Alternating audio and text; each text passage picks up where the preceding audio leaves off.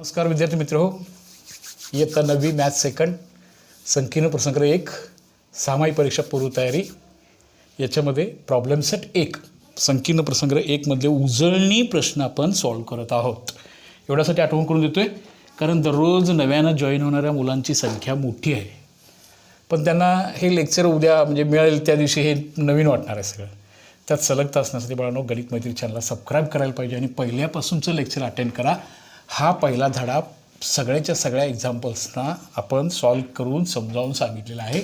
आता हा तास मी उजळणी म्हणून घेतो आहे, तरीसुद्धा बेसिक नॉलेजला टच असणारा असावा म्हणून थोडंसं डिटेलमध्ये आपण हा भाग बघतो आहे. पहिल्या प्रकरणाचं नाव आहे भूमितीमधील मूलभूत संबोध, basic concepts in geometry. Basic concepts हा शब्द एवढ्यासाठी आहे की जे इथं तुम्ही शिकता आहात मूलभूतपणे शिकायला लागला त्याचा आधार घेऊन तुम्हाला 9 to 12पर्यंतचं मॅथ्स आपल्याला त्याच्यावरती शिकायचं आहे. बाळांनो बेसिकली ह्या सगळ्या गोष्टी आपण लर्न करत करत पुढे चालू आहे. कालच्या आपण प्रॉब्लेम सेटमधल्या क्वेश्चन नंबर 8मध्ये आपण आहोत. क्वेश्चन नंबर 8मधला प्रश्न मी लिहितो आहे मुद्दाम. 8मधला हा प्रश्न आहे बघा. मराठीच्या मुलांना जरासं लिहावं लागतं, सेमीची मुलं समजून घेतील, मी तोंडी सांगतो आहे ते. क्वेश्चन नंबर 8मधला पुढील उदाहरणांचे व्यत्यास लिहा. व्यत्यास लिहा असा भाग होता आहे इथं. आणि मग आपल्याला ते विधान कसं आहे बघा. दोन कोणांच्या मापांची बेरीज, दोन कोणांच्या मापांची बेरीज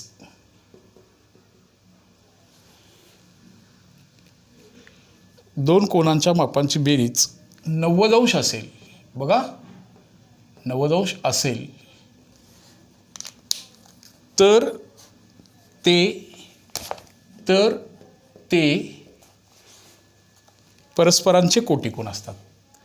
एकमेकांचे परस्परांचे कोटिकोण असतात असं ते वाक्य आहे आणि ह्या विधानाचा व्यत्यास हवा आहे. कालच्या TV न्यूजमध्ये एक चांगले नेते नितीन गडकरी साहेब यांचं एक वाक्य होतं.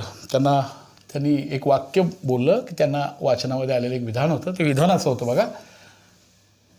अमेरिका हा श्रीमंत आहे, अमेरिका हा देश श्रीमंत देश आहे, प्रगतिशील देश आहे, श्रीमंत देश आहे, कारण तिथले रस्ते मोठे आहेत असं त्यांना म्हणायचं. असं वाक्य होतं.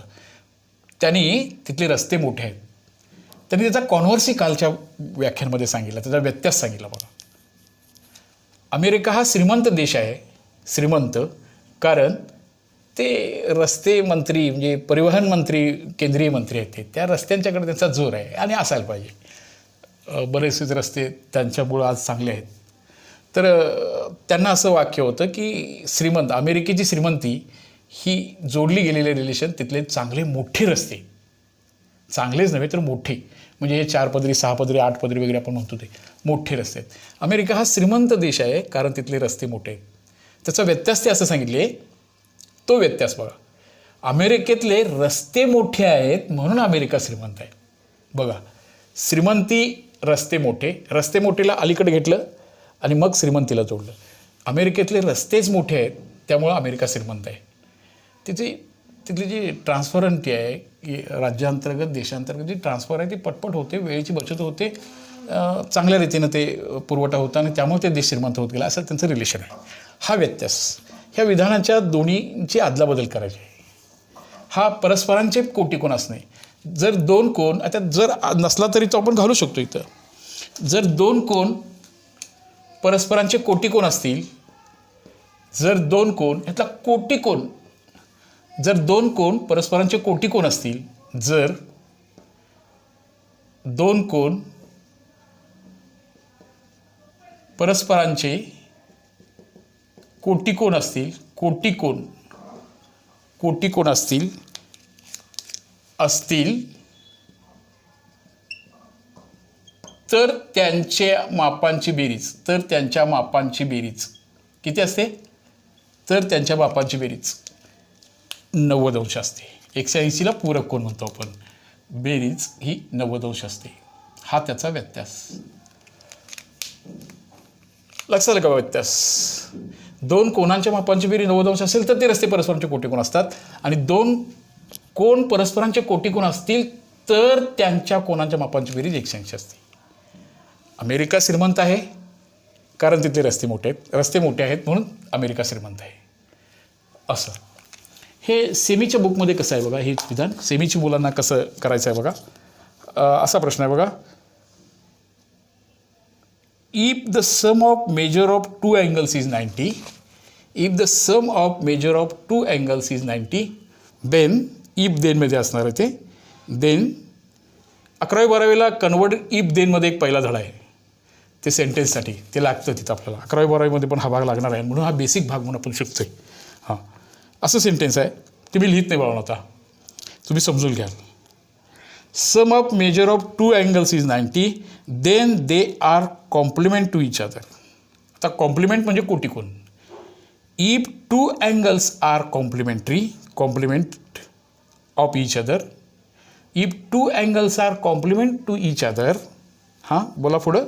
then the sum of the two angles, then the sum of their measures of two angles should be 90.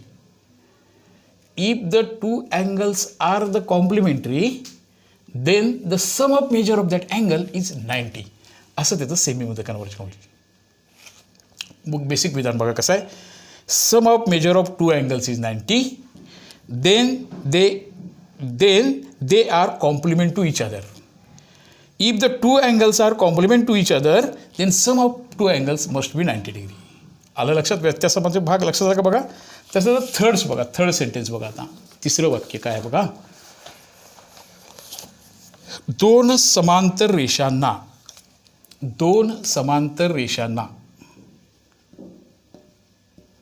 तुमच्यासमोर हा धडा ज्यांनी पहिल्यापासून अटेंड केला आहे त्यांच्यासमोर ते चित्र यावं. दोन समांतर रेषांना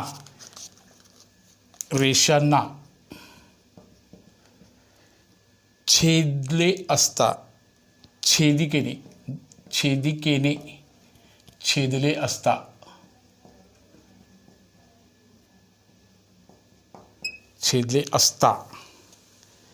होणारे संगत कोण एकरूप असतात. होणारे संगत कोण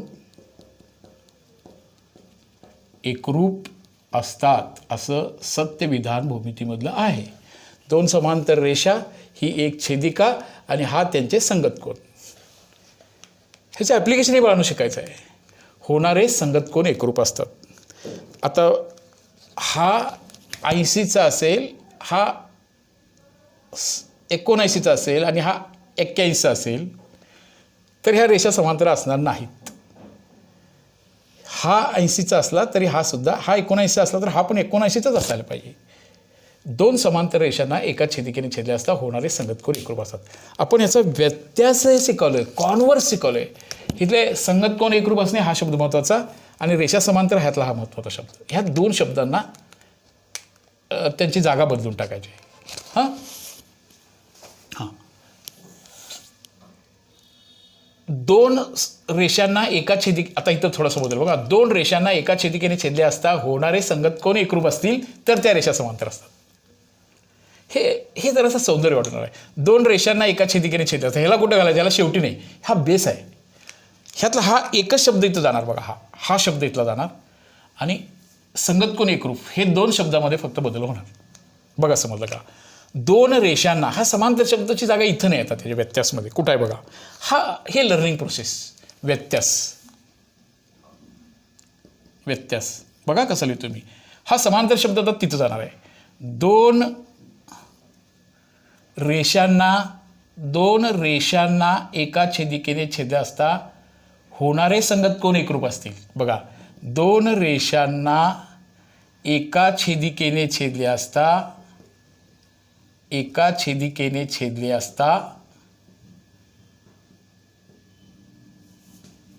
होणारे संगत कोण एकरूप असतील.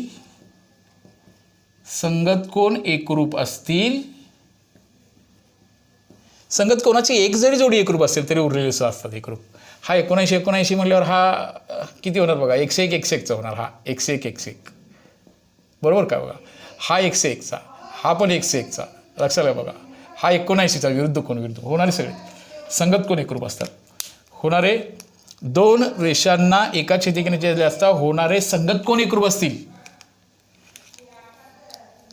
तर त्या रेषा बघा, तर त्या रेषा कशा असतात, त्या रेषा करेक्ट बोलानो, त्या रेषा कशा असतात, समांतर असतात. खरी गंमत आहे बघा ह्यात. असं ते क्लिअर झालं पाहिजे तुम्हाला. दोन समांतर रेषांना एका छेदिकेने छेदले असता होणारे संगत कोण एकरूप असतात. दोन रेषांना एका छेदिकेने छेदले असता होणारे संगत कोणच एकरूप असतील तर त्या रेषा समांतर असतात. हा समांतर ऐकतं जाणार आणि संगत कोण एकरूप ही कन्सेप्ट इथे येणार. आलं लक्षात. दोन समांतर रेषांना, हे विधान जरा फास्टमध्ये मी लिहिलं असेल तरी तुमच्यासमोर बुक आहे, बुक उघडून ठेवा, वही नोटबुक घ्या. पालक बंधू भगिनींना विनंती आहे की व्हॉट्सअप जरूर ह्या मुलांच्या ताब्यात द्या, पण हार्डली विनंती आहे ते गणिताचं बघत असताना पुस्तक ओपन करतात का बघा, वहीनं स्वतः कॅल्क्युलेट करतात का बघा.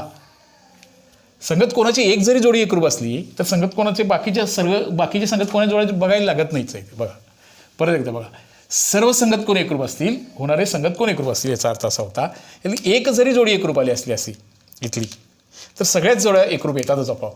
हा 80चा आणि हा 80चा जर आला तर हा 100चा हा 100चा येणारच, कारण लिनियर पेअर आहे नाही. हा विरुद्ध कोण हा विरुद्ध कोण, बरोबर आहे का बघा, हा 80चा हा 80चा, हा विरुद्ध कोण हा विरुद्ध कोण, हा याचा विरुद्ध कोण, सगळेच संगत कोणाच्या जोड्या एकरूप येतात.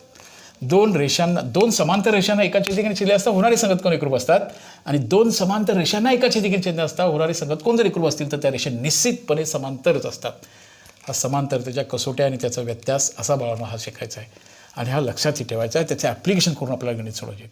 हा बेसिक भाग हा, म्हणून ह्या धड्यामध्ये ह्या भूमितीमधल्या मूलभूत संकल्पना ह्या नावानं आपण शिकत आहोत. ओके ठीक आहे. तिसरं यातलं एक विधान आहे ते मी तर लिहित नाही बघा, आपण ते एक मिनटात फक्त सेमीच्या मुलांसाठी जरा सांगतो, सेमीच्या मुलांना हे जरा लागतं. तिसरं विधान बघा, if the corresponding angles formed by transversal of two lines, if the corresponding angles formed by the transversal of two lines are congruent then two lines are parallel. बघा ते वाक्य कसं आहे, if two lines are parallel, आता the lines are parallel शेवटी होतं ते पहिल्यांदा येणार. if that lines are parallel then the corresponding angles formed by transversal on two angles are congruent. बघा, if the corresponding angles are congruent then lines are parallel. The lines are parallel. If the lines are parallel then corresponding angles must be congruent. The lines are parallel then corresponding angles must be congruent. असा त्याचा हा व्यत्यासचा भाग आपल्याला शिकायचा होता. The corresponding angles formed by transversal of two angles are congruent. त्याने व्यत्यास तसा दिला होता, दोन समांतर रेषांना एका छेदिकेने छेदले असता असं ते होतं. तुम्ही ते कन्वर्जन करून घ्याल अशी अपेक्षा व्यक्त करतो. संख्येतील अंकांच्या बेरजेला, दोन समांतर रेषांना असा शब्द होता तो पण पलीकडे घालवला, बरोबर ना. संख्येतील अंकांच्या बेरजेला 3ने भाग जात असेल तर त्या संख्येला 3ने भाग जातो. संख्येतील अंकांच्या बेरजेला 3ने भाग जात असेल तर त्याची कसोटी तुम्ही शिकला होता, लक्षात आठवतं का बघा तुम्हाला, 3ची कसोटी. समजा 123 ही संख्या आहे, 123 या संख्येला 3 भाग जातो का नाही, कसं करायचं, 1 + 2 + 3 करायचं, मग 6ला 3 भाग जातो, म्हणजे ह्याला 3 भाग जातो. हे विधान असं लिहिले त्यांनी, संख्येतील अंकांच्या बेरजेला 3ने भाग जात असेल तर 3ने भाग, जर एखाद्या संख्येला 3ने भाग जात असेल, 3ने भाग जात असेल तर त्याच्या अंकांच्या बेरजेला सुद्धा 3ने भाग जातो. अंकांच्या बेरजेला 3ने भाग जात असेल तर त्या संख्येला 3ने भाग जातो. एखाद्या संख्येला 3ने भाग जात असेल तर त्या संख्येच्या अंकांच्या बेरजेला ही 3ने भाग जातो, असं ते सेंटेन्स आहे. असा हा प्रश्न आपल्याला वळणं याच्यामध्ये सॉल्व करायचा आहे आणि मग आपल्याला तो काय करायचा आहे की तो भाग आपल्याला शिकायचा होता किंवा तो भाग आपल्याला असा तो लर्न करत करत पुढे जायचा आहे. ह्या इफ देनच्या कॉन्व्हर्सच्या किंवा ह्याच्यामध्ये हे गिव्हन आणि टू प्रूव्हकडे सुद्धा ह्या धड्यामध्ये न्यायचा आहे. हा भाग तुम्हाला बेसिकली खऱ्या अर्थानं माहिती असायला पाहिजे, तो तयार असायला पाहिजे नेहमी, अशी अपेक्षा आहे. तुम्ही ह्या सगळ्याकडे नीटपणे बघाल अशी प्रश्न हा 8वा होता. परत बघानो हा भाग परत एकदा मी सगळ्याचा सगळा पूर्वीच्या काही तासांच्या मध्ये घेतला आहे. तुम्ही गणित मैत्री चॅनलला सबस्क्राईब करा, पहिल्यापासून 9वीचे लेक्चर्स अटेंड करा, मग तुम्हाला तर हा धडा चांगला रीतीने समजेल. हार्टली रिक्वेस्ट करतो आहे, गणित मैत्री चॅनलला सबस्क्राईब करून घ्या. म्हणजे आपल्याला काही ऑनलाईन तास घेता येईल, ऑनलाईन डिस्कशन करता येईल. बरेच मुलं सबस्क्राईब केलेत, माझ्याशी व्हॉट्सअपवरती जॉईन आहेत, काही प्रश्न सोडत आहेत, काही शंकांचं माझ्याबरोबर डिस्कस करत आहेत. ह्या सर्वांचं अभिनंदन. पालक बंधू भगिनींना धन्यवाद. पण मुलांच्याकडे लक्ष देणं हेही काम आपल्याला करायचं आहे. असा हा प्रश्न 9. प्रश्न 9मध्ये काय अपेक्षा व्यक्त केली बघा.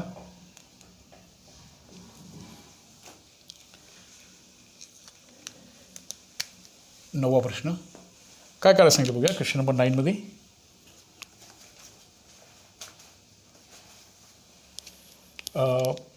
खालील 9व्यामध्ये पक्ष आणि साध्य लिहा. पक्ष आणि साध्य लिहा.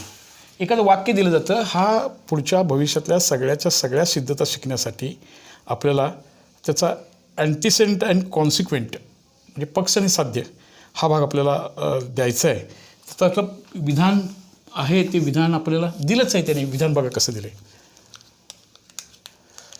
त्रिकोणाच्या पहिलं विधान बघा. त्रिकोणाच्या 3ही बाजू एकरूप असतील तर त्याचे 3ही कोण एकरूप असतात. त्रिकोणाच्या जर त्रिकोणाच्या 3ही बाजू, त्रिकोणाला 3 बाजू असतात आणि 3ही बाजू एकरूप असतील. आता हे विधान त्यांनी जर तरमध्ये दिले बरं का, आपल्याला करायला सांगितलं नाही. असतील तर त्याचे 3ही कोण एकरूप असतात. तर त्याचे 3ही कोण एकरूप असतात.